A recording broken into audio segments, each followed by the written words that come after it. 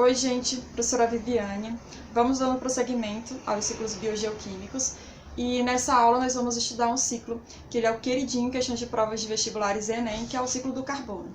Essa aula está bem rica porque está trazendo temas bem atuais, que é a acidificação dos oceanos e também o branqueamento dos corais. Então vamos ficar atentos em cada detalhe e vamos começar. O átomo de carbono é essencial à vida e ele está presente em todas as moléculas orgânicas que formam seres vivos. A glicose, ela é uma molécula importantíssima na produção de energia. Ela é cheia de carbono. A glicose tem 6 átomos de carbono. É C6H12O6. Esses 6 átomos de carbono que estão formando a glicose, eles vieram do gás carbônico. O aquecimento global, ele está diretamente ligado à movimentação de carbono no planeta Terra. Essa elevação da temperatura média anual, ela é causada pelo aumento da concentração na atmosfera dos gases chamados de gases de efeito estufa, e o gás carbônico é o principal deles. Esse tema, efeito estufa, nós vamos ver em outra videoaula. Vocês também vão encontrar o carbono na queratina, presente na unha, no colágeno, que é uma proteína extremamente importante para a formação da pele, ossos, cartilagens. Vocês também vão encontrá-lo, claro, naquelas longas cadeias carbônicas que vocês estudam na química. Então, todos esses carbonos que eu citei, eles vão vir do gás carbônico atmosférico. A movimentação desse elemento químico pelo planeta Terra e pelos seres vivos que habitam o planeta é o que nós chamamos de ciclo biogeoquímico do carbono. E nós vamos entender como esse processo ocorre agora. A fonte primária de carbono para os seres vivos, ela está na atmosfera, que é o famoso dióxido de carbono. O dióxido de carbono, ele é o átomo de carbono associado a 2 átomos de oxigênio. Então, nem todos os seres vivos eles conseguem pegar esse gás carbônico que está aqui na forma inorgânica e utilizá-lo para formar as suas moléculas orgânicas. Quem consegue isso, os seres vivos que conseguem isso, são apenas os seres autotróficos, como as plantas e as algas que fazem fotossíntese. Ao fazer fotossíntese, a planta ela vai separar esse carbono e vai usar para formar as suas moléculas orgânicas. Uma parte desse carbono ela vai utilizar para produzir a sua própria biomassa, para formar amido, por exemplo. Vai formar folhas, raízes, caule. E outra parte ela vai utilizar para a produção de energia, respiração celular, produção de ATP. Quando ela fizer respiração celular, ela vai devolver para a atmosfera o carbono na forma de CO2. As plantas fixam o gás carbônico, portanto, através da fotossíntese. As florestas tropicais, por exemplo, elas representam uma das principais áreas de fixação de carbono, porque elas vão sequestrar muito carbono da atmosfera. Isso porque elas têm muita biomassa, são muitas árvores fazendo fotossíntese, e elas estão retirando carbono da atmosfera e estão fixando em seu organismo, armazenando o carbono na forma de açúcar. Quando a planta fizer respiração celular, ao invés de liberar oxigênio, o que ela faz na fotossíntese, ela vai eliminar gás carbônico. Agora, olha que interessante.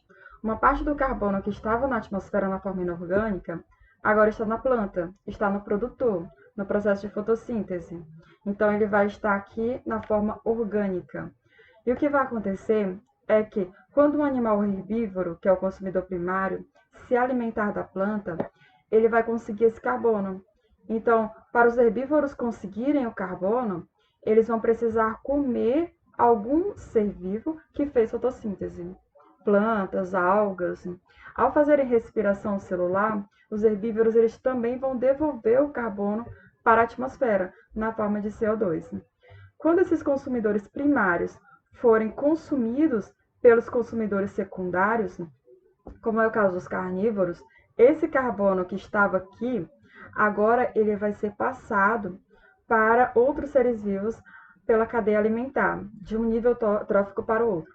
Então, esse carbono que estava formando a planta, que estava na biomassa, agora do herbívoro, e depois do carnívoro, ele vai ser devolvido para a atmosfera na forma de CO2. E daqui a pouco ele vai estar dentro de um outro organismo. Então, quando você come uma batata, por exemplo, o carbono que está nela, formando amido, já esteve na atmosfera, na forma de CO2. Ele foi incorporado pela planta a partir da fotossíntese e agora ele está dentro de você. Uma parte desse carbono você vai devolver para a atmosfera quando respirar. Outra parte você vai devolver pelas fezes. E outra parte desse carbono vai ficar no seu corpo, formando a sua biomassa. Não podemos deixar de citar a importância dos seres decompositores para o ciclo biogeoquímico do carbono. Porque os seres vivos, ao morrerem ou ao defecarem, eles vão sofrer a ação dos decompositores. Quando esses seres vivos morrerem em um local que não tem oxigênio, esse carbono ele vai ficar preservado, formando os combustíveis fósseis, como, por exemplo, gás natural, petróleo, carvão mineral. Só que aqui nós temos um problema.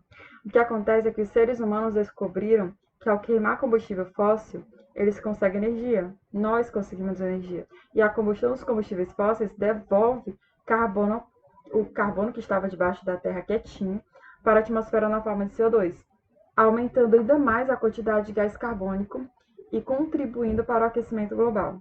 Só para você ter uma ideia, desde a Revolução Industrial, a quantidade de gás carbônico na atmosfera teve um aumento de 40%. Os oceanos, rios e lagos, eles têm muita importância no ciclo do carbono, especialmente os oceanos. Isso porque eles vão absorver todo ano 25% das emissões de gás carbônico. Só que essa absorção, pelos oceanos principalmente, vai alterar a química da água, pelo aumento na formação de ácido carbônico, causando o que nós chamamos de acidificação dos oceanos.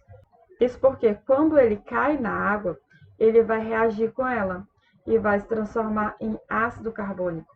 O ácido carbônico é uma molécula instável. Ele vai perder um hidrogênio e vai se transformar em bicarbonato, que também é instável. O bicarbonato ele vai perder mais um hidrogênio e vai se transformar em um carbonato. Observe que até chegar no carbonato, foram perdidos 2 hidrogênios. Os 2 hidrogênios, um do ácido carbônico e o outro do íon bicarbonato. Então, quanto mais gás carbônico é absorvido pela água, maior a quantidade de hidrogênios livres na água e mais ácida ela vai ficar. Quando essa reação acontece de forma equilibrada, ela é benéfica para a vida marinha, porque esses íons carbonatos eles vão reagir com o cálcio que está livre na água e vão formar o carbonato de cálcio. E o carbonato ele é importantíssimo para formar as estruturas dos esqueletos calcários dos corais, as conchas dos moluscos, os exoesqueletos dos crustáceos. O problema é que quando tem muito gás carbônico na água, o carbonato ele deixa de se ligar ao cálcio, ele vai se ligar novamente ao hidrogênio. Então, esses seres vivos eles não vão ter a quantidade suficiente de matéria-prima para a construção de suas estruturas.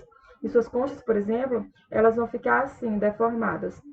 Outro impacto ambiental causado indiretamente pelo excesso de gás carbônico na atmosfera é o aquecimento das águas, provocado pelo aquecimento global. Aqui nós estamos tendo um grande problema ambiental que tem aparecido com mais frequência agora nas questões de provas de Enem vestibulares, que é o branqueamento dos corais. O aquecimento das águas ele é provocado, como eu já falei, pelo aquecimento global. Então, o gás carbônico, que é o principal gás de efeito estufa, ele vai reter calor e vai elevar as temperaturas do planeta. Vamos entender o que acontece nesse desequilíbrio ambiental, que é o branqueamento dos corais. O coral, ele por si só, ele é branco. Só que, devido à associação que ele tem com algas, que são chamadas de zooxantelas, eles ficam assim, com colorações mais vivas. Quando a temperatura da água ela fica muito tempo acima de 28 graus Celsius, essas algas elas começam a produzir substâncias tóxicas, como a água oxigenada. E para se defender, o quinidário, que forma os corais, eles vão expulsar as algas e vão ficar somente com o seu exoesqueleto de carbonato de cálcio, que é branco. Ele vai ficar exposto, então, dessa forma. Isso prejudica o coral porque ele deixa de ter o alimento produzido na fotossíntese pela alga, que é em torno de 80%, e prejudica também as algas porque elas vão perder o seu local protetor. Se as temperaturas não baixarem, os dois vão morrer. Eles morrendo, a vida de pelo menos 25% das espécies marinhas elas vão ficar ameaçadas, porque elas dependem dos corais para viver. E isso vai prejudicar toda a biodiversidade desses ecossistemas. E como o branqueamento vai nos afetar? Ele vai afetar a pesca, vai afetar o turismo e vai trazer várias consequências para a vida marinha. Então aqui nós temos o coral saudável, com a presença dessas algas, que são chamadas de zooxantelas. Quando o coral expulsa essas algas, devido a essas substâncias tóxicas produzidas pelas algas, ele começa a ficar então com a coloração natural dele, normal, que é branca. E aqui nós temos o coral morto, que vai ser coberto por algas nesse caso. A coloração aqui pode ser bem visualizada também nessas imagens aqui de forma real. Então, só para fechar essa parte do ciclo biogeoquímico do carbono, é bom que vocês fixem que pela respiração, combustão e decomposição, ele vai ser lançado na atmosfera. Aqui nós temos a respiração, a decomposição por bactérias, fungos, e tem a combustão. Então, são formas que eliminam o gás carbônico, né? Disponibilizam o carbono novamente para a atmosfera. E formas que absorvem o gás carbônico da atmosfera são fotossíntese e também a partir dos oceanos, rios e lagos. E é isso, gente. Encerramos com essa nossa frase. Se nas próximas décadas o desenvolvimento industrial e tecnológico da população humana não mudar radicalmente para uma matriz energética renovável e não poluidora, nós vamos ter que nos preparar para um socialismo de serviços ambientais, com recursos naturais bastante limitados. Nós estamos vivendo já com recursos bem limitados e essa situação ela tende a se agravar ainda mais. Até a próxima aula. Tchau, tchau.